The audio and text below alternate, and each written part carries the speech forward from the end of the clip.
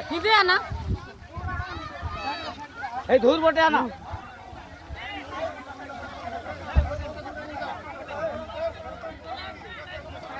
मोठं कोतो हे बाबा ह्या बोटेला लाइन बंद हो लोक होतो भले डायरेक्ट। हेलो फ्रेंड, जय जगन्नाथ। मु संतोष आपण स्वागत कर मोर आ गोटे वीडियो। तो चलते जानवे आज आम साइड कौन कौन काम होमती कि आज सकाल सका टेरेस को पलि आसती कारण टेरेस मोर टे कम थी से पलि आसती आउटी वीडियो शूट कर पारे। तो आज ब्लॉग टी टेरेस रू स्टार्ट करवा। चलते जय जगन्नाथ। एमती देखिपे सका सका आम टेरेस किसी एमती व्यू अच्छी ये आम सेफ्टी सेयार एमती किसी सका व्यू थाए। यहाँ पाखे आनंद बनर पार्क এটা আমার সাইট, এটা আমার মেন গেট को रास्ता। तो चलन जानी साइड रे कौन कौन काम होची एठी देखंदु। सकाळु सकाळु पार्क रे रील पाई पळी आसिलेनी मैडम माने। इंस्टा क्वीन, यूट्यूब क्वीन सब प्रकार क्वीन एठी थांदी। आउ टिके परे आसिले मु देखेबी। सकाळु आरंभ हो गलानी। आगो आगो रुहंतु वीडियो रे केते क्वीन आसे मु देखि जिबा। आम प्लम्बिंग रिंग लाइन पे ब्रैकेट फिक्स कर भाई जड़े देखा। तो ये ब्रैकेट थी ये कम चली ब्रैकेट फिक्स चलती प्रॉपर अरेंजमेंट रे चेक कराई कि ये लाइन डोरी मराई देखी मराई देखो। सो एबे गोटे दुखर घटना सामना को आसला जोटा कि राउरकेला रे गोटे जेट प्लेन क्रैश हो जाइए।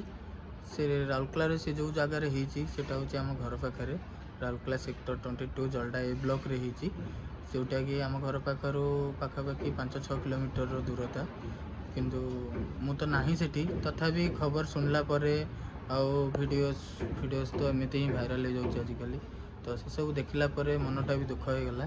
तो चलते देखा सेठी कौन कौन होती मो पाखे जहाँ जहाँ वीडियो अपडेट अच्छी मुझे देखा।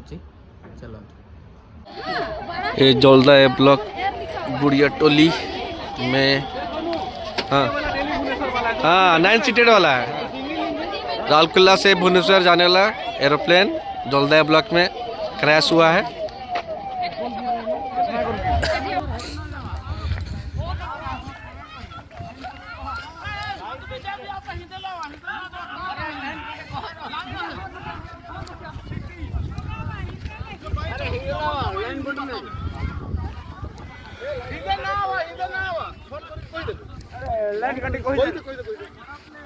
मोबाइल देखे तो कसम कहवा लाइन काटे के लगी लाइन है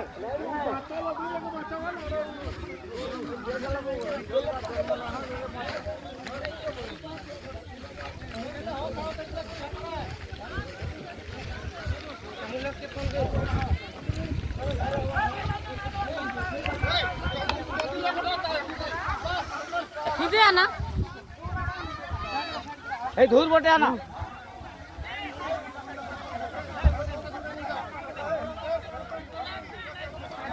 मोठं कोतो हे बाबा ह्या बोटेला लाइन बंद हो लोक होतो भले डायरेक्ट।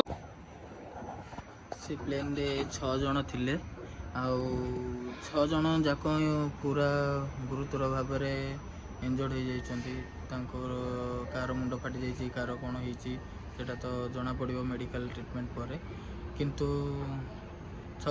प्लेन टी राउरकेला भुवनेश्वर आसूला आसवा बाटर ही क्रैश माने बेसी समय भी से उड़ी न पाखापाखि से जो जगार राउरकेला एयरपोर्ट रू मिनिमम 15-20 किलोमीटर की पाखापाखि ही आसो सी। तापर कौन यांत्रिक असुविधा जो कि कौन पाई क्रैश होता तो एपर्यंत स्पष्ट जना पड़नी। तो समस्ते आम मिसिकी जगन्नाथ पाखे प्रार्थना करवा कि से जो 6 जन गुरुतर भाव जख्मी होती से केमती भल रुहतु भल हो जातु आउ कहार किसी बेसी क्षति न होता। तो मो तरफ यहाँ समस्त रिक्वेस्ट कि समस्ते जगन्नाथ पाखे प्रार्थना करूँ। जय जगन्नाथ।